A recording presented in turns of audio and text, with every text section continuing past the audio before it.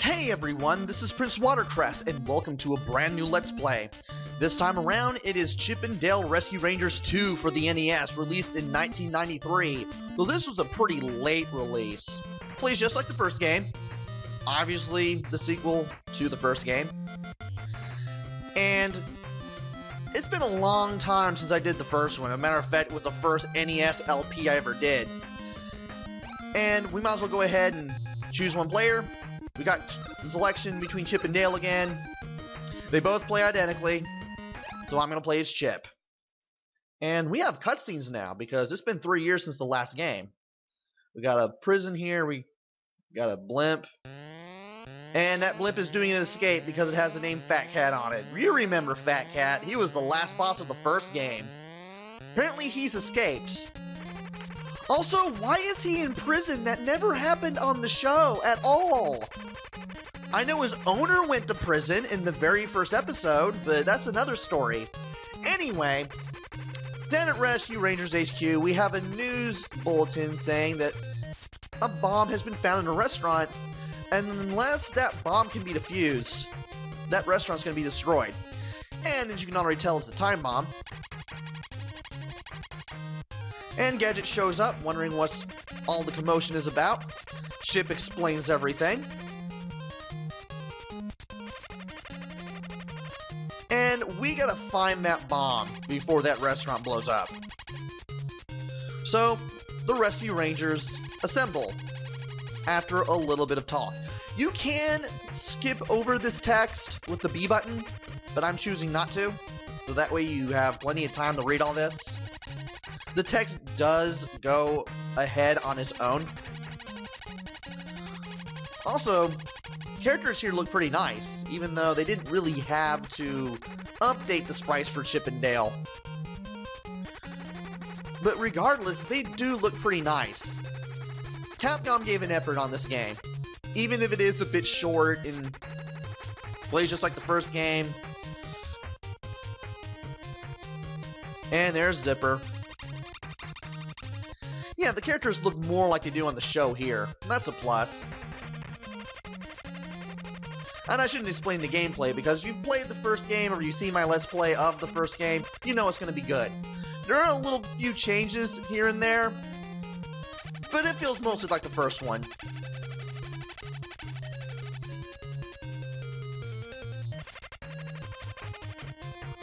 I also find it interesting that that looks like a Japanese newscaster. I don't know, he kind of reminds me of the, whatever it is that River City Ransom is called in Japan, that series of games. But as we leave, we find out that the Rescue Rangers missed the memo on Fat Cat's prison escape, and now we're at the restaurant.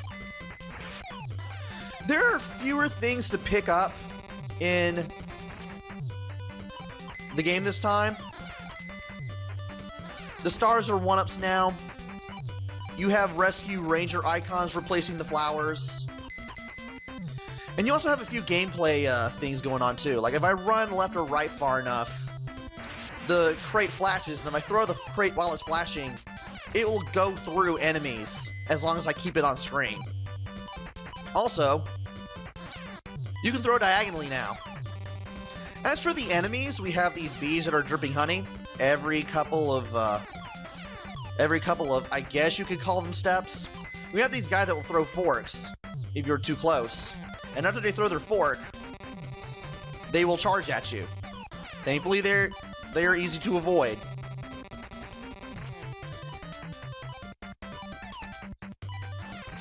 Like right there, that guy was about to stop and throw the fork. Thankfully, you can still throw upwards. I think you could throw upwards in the original game. I can't really remember. But that's pretty much it for the first section. Now, notice that crate right there is a little darker than the rest of the ones on screen. It's the darkest one that I'm carrying. If I can aim correctly, there he goes. That was a guy in a crate. If you get too close, he moves towards you.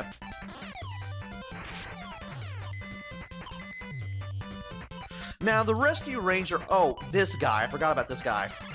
You have to hit this guy from behind, or else he's gonna swat your crate back with a swipe of that spoon. It doesn't hurt you, but it does stun you. And I forgot that guy even existed. Thankfully, we picked up an acorn that you couldn't see. That acorn gave us one of our hits back. We do have 3 hits, just like in the original, and we lose all of them, we lose a life. Also, when you stun that guy with a spoon, hit him again, he's gone.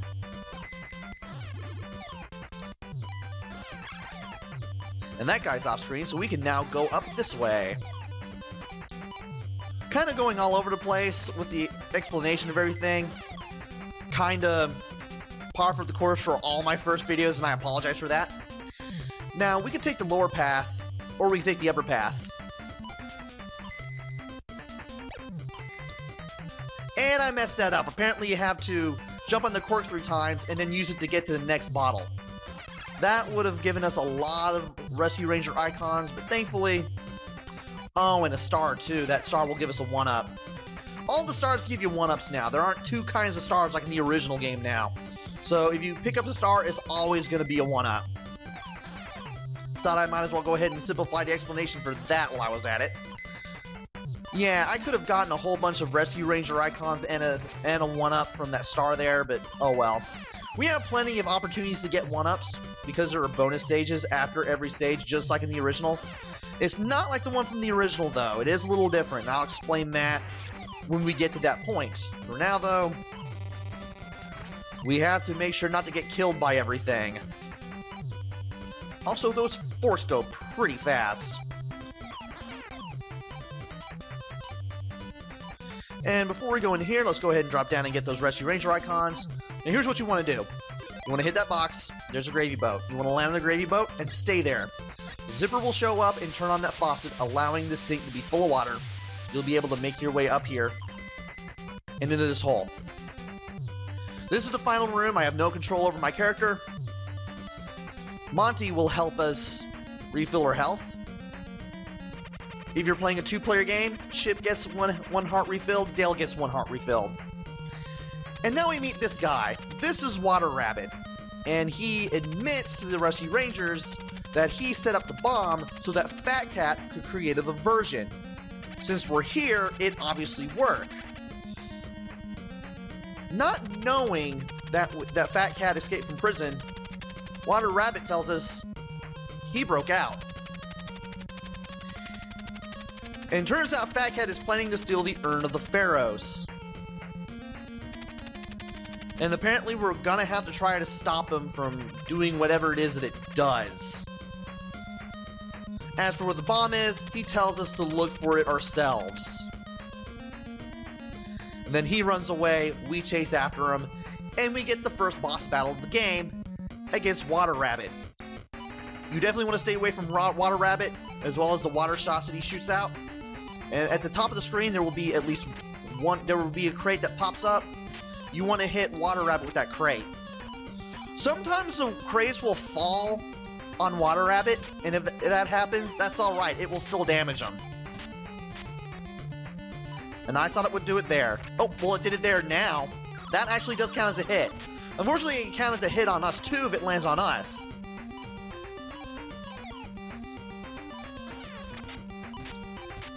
But I think it takes a few good hits to take him down. I think that was 4 or 5 hits. But yeah, that actually does count as a hit. And at the end of every stage, you tabulate the amount of Rescue Ranger icons you have. And I believe that if you pick up 50, you'll get a continue. And now it's time for the bonus stage after I press B, or A. We have 2 lives, we have 1 continue, we have 3 hearts. For now. Want to grab the ball, and we can time it right. We can get that 2-up. The gold star gives us a 2-up. The silver star gives us a 1-up, and I believe the heart gives us health. Whatever it is that's at the bottom, I couldn't really tell. But anyway, we finally found the bomb. It has a blue and a red blue wire and a red wire coming out of it. I cannot speak today to save my life. And we have to cut one of the wires in order to defuse it. Now, you can pick either one, and the bomb will be defused.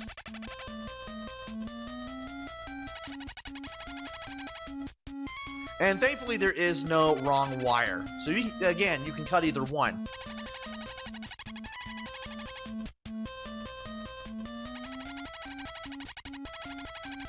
If you cut blue, you basically defuse the bomb without any incident. If you pick red though, it blows up on you, but it still defuses. Kinda. And you basically ask if you're sure you want to cut that wire.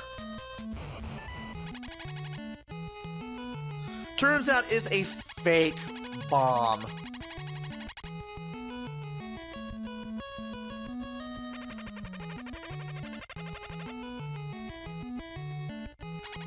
But this doesn't affect the story in any way, thankfully.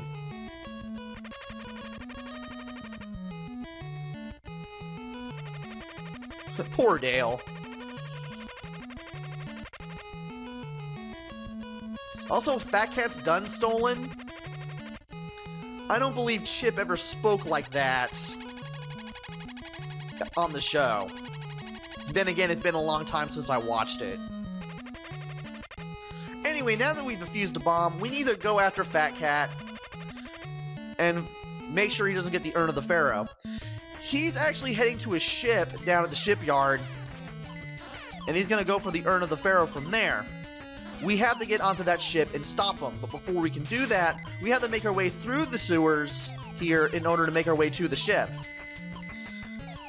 The fish that I'm destroying, they jump out of the water periodically. They can go down in one crate.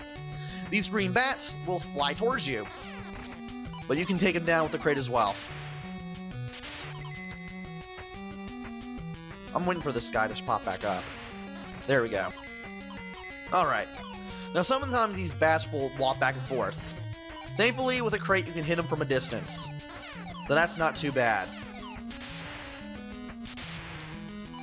And thankfully you can still hide in crates just by holding down. Does this work?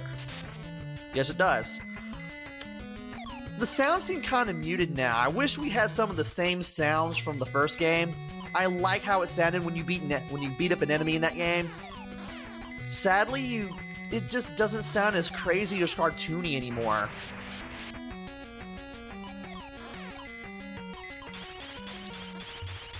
Also, get used to throwing crates, because that's the only thing you're going to be throwing. Also, these crates, the ones that are as dark as the one that I'm holding, in this stage are different. Inside they contain a snake that will attack you. Just like the spoon guys, they take 2 crates to destroy.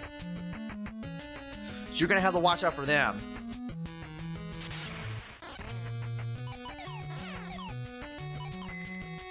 Alright. Can I get up there? Yes, I can. Yeah, if you get too close, these guys will fly straight at you. But even then, they're easy to avoid.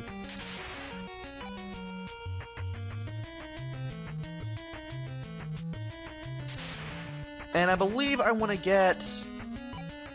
Yeah, it is the left one that contains an acorn. Now we're at another vertical section.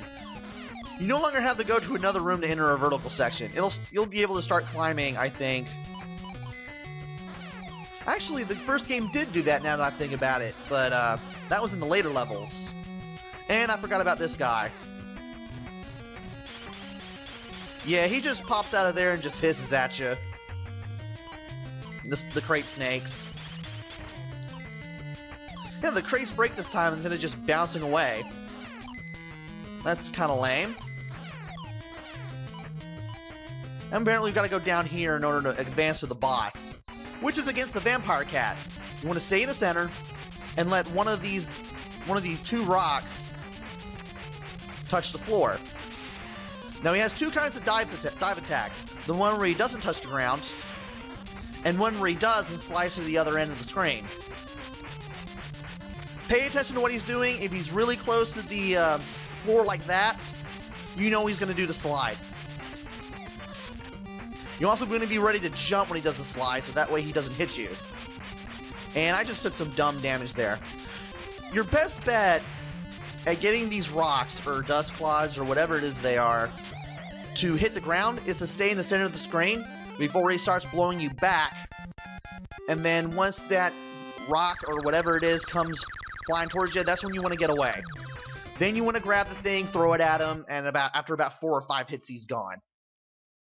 So we now have 4 lives and 2 continues. Can we do this now?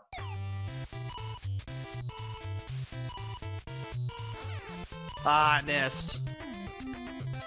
But we are now on the ship, and that will have to wait until the next video. So join me next time, where I get on the ship and try to stop Fat Cat. Will I succeed? Find out in the next video. Until then, this is Prince Watercress. Take care, stay safe, and thanks for watching!